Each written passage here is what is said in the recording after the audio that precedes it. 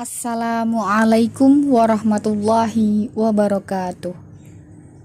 Kami dari kelompok 13 dengan beranggotakan Laila Nada Dawud, Lutfi Mufrihatul Lailatul Zahra, dan Iwan Hartanto.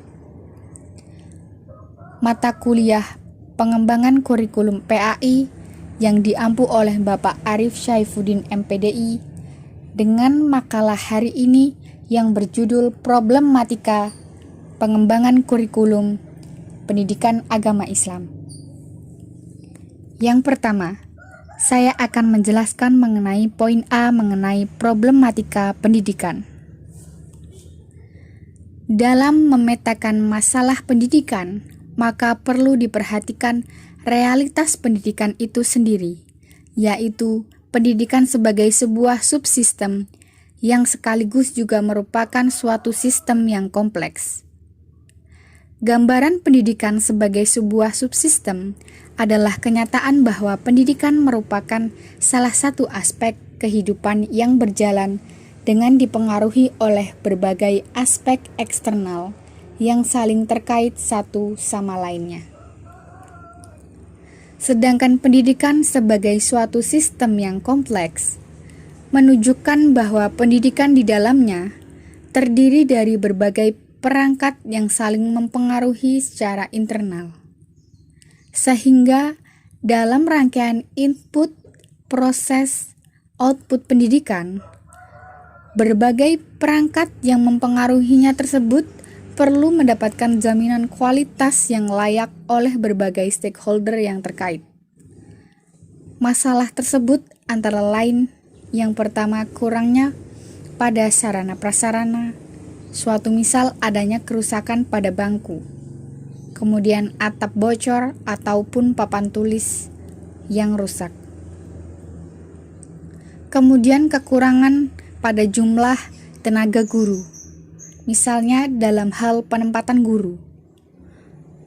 Sehingga sekarang ini jumlah guru dirasakan oleh masyarakat maupun pemerintah masih sangat kurang, terutama di daerah-daerah terpencil.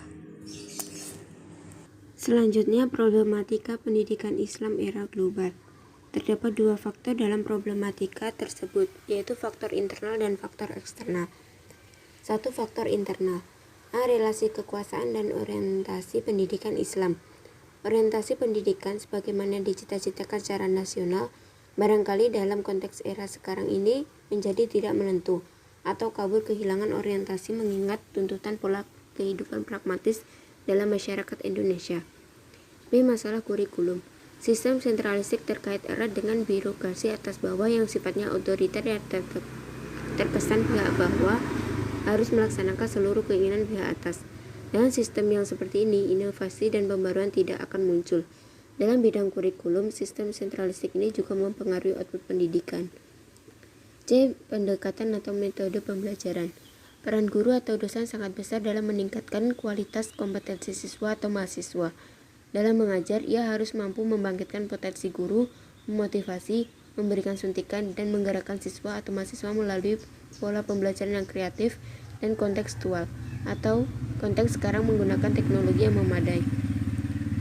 D. Profesional dan kualitas SDM. Salah satu masalah besar yang dihadapi dunia pendidikan di Indonesia sejak masa Orde Baru adalah profesional guru dan tenaga pendidik yang masih belum memadai. E. Biaya pendidikan.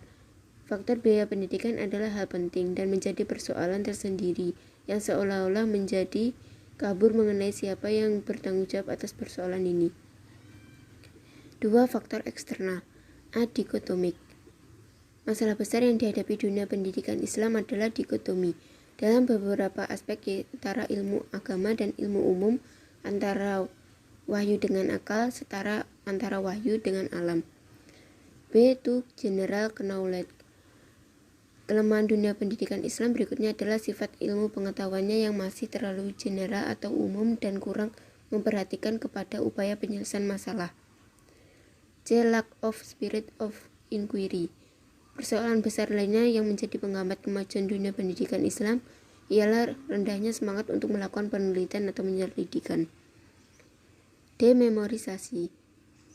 Rahman menggambarkan bahwa kemerosotan secara gradual dari standar-standar akademis yang berlangsung selama berabad-abad tertentu terletak pada kenyataan bahwa karena jumlah buku-buku yang tertera dalam kurikulum sedikit sekali, maka waktu yang diperlukan untuk belajar juga terlalu singkat bagi pelajar untuk dapat menguasai materi-materi yang seringkali sulit untuk dimengerti tentang aspek-aspek tinggi ilmu keagamaan pada usia yang relatif muda dan belum matang. Certificate oriented.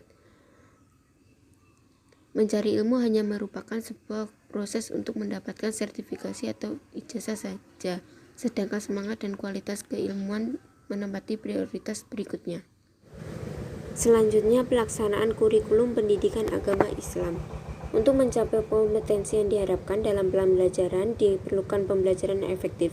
Suatu pembelajaran dikatakan efektif apabila pembelajaran tersebut dapat membelajarkan peserta didik secara kondusif. Untuk itu diperlukan metode dan strategi pembelajaran yang bervariasi, yang meliputi A. Student Centered Instruction, yaitu pembelajaran yang berpusat pada peserta didik seperti diskusi dalam berbagai variasi.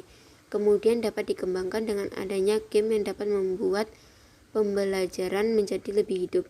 Peserta didik menjadi aktif sedangkan guru fasilitator. B. Collaborative learning, yaitu cara belajar siswa aktif melalui proses pembelajaran yang dilakukan secara bersama-sama antara guru dan peserta didik atau antara peserta didik dengan peserta didik yang lain.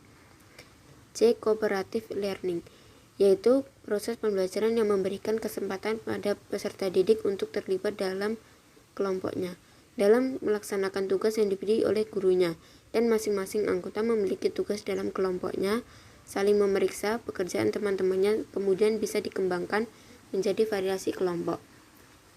D. Self-discovery learning, yaitu belajar melalui penemuan mereka sendiri, melalui penelitian dengan menemukan sendiri masalah yang harus dipelajari dan dipecahkan.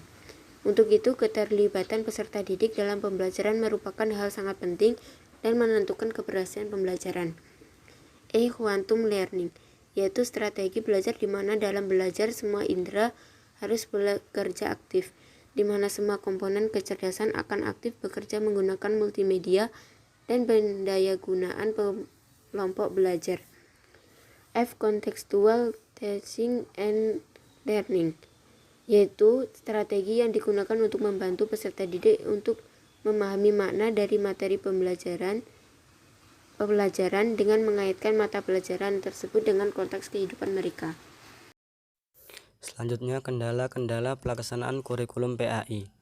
Kehidupan dan peradaban manusia di awal milenium ketiga ini mengalami banyak perubahan. Kenyataannya, seolah-olah pendidikan agama dianggap kurang memberikan kontribusi ke arah itu. Setelah ditelusuri, pendidikan agama mengalami beberapa kendala, antara lain kekurangan waktu. Jam pelajaran yang dialokasikan untuk pendidikan agama Islam selalu sedikit. Artinya, masih belum mendapat tempat dan waktu yang proporsional, terutama di sekolah umum. Kelemahan lain, materi pendidikan agama Islam termasuk bahan ajar akhlak, lebih terfokus pada pengayaan, dan minim dalam pembentukan sikap serta pembiasaan. Kendala lain adalah kurangnya keikutsertaan guru mata pelajaran lain dalam memberikan motivasi kepada peserta didik untuk mempraktekkan nilai-nilai pendidikan agama dalam kehidupan sehari-hari. Pelaksanaan pembelajaran PAI tidak akan optimal tanpa adanya dukungan serta prasarana yang memadai untuk mencapai tujuan yang diharapkan. Data menunjukkan problem yang dihadapi guru PAI adalah terbatasnya sarana prasarana yang dibutuhkan. Padahal, agar pelaksanaan pembelajaran efektif diperlukan keseimbangan antara teori dan praktek, sementara sarana dan prasarana sekolah yang tersedia jauh dari harapan. Sekian presentasi dari kelompok kami. Akhiran, wassalamualaikum warahmatullahi wabarakatuh.